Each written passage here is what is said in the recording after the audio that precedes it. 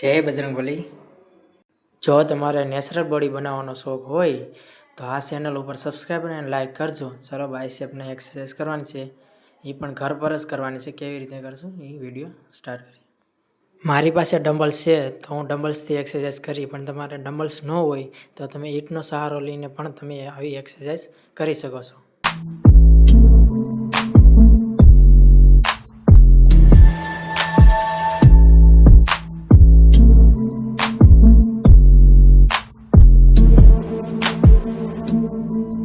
આ એક્સરસાઇઝ થોડીક હાર્ડ છે, પણ બાયસેપ જલ્દી વધારે છે, એટલે આ એક્સરસાઇઝ બહુ ઇમ્પોર્ટન્ટ છે।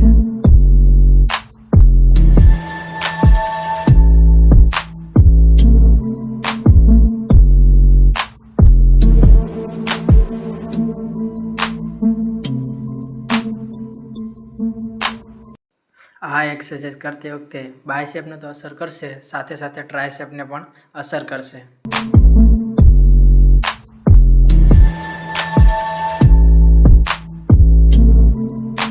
જો તમે આ વર્કઆઉટ પહેલી વાર કરતા હોય ઘર પર, તો તમારે વેટ ઓછો કરવા માટે એક ડમ્બલ્સથી પણ ઉપયોગ કરી શકો છો।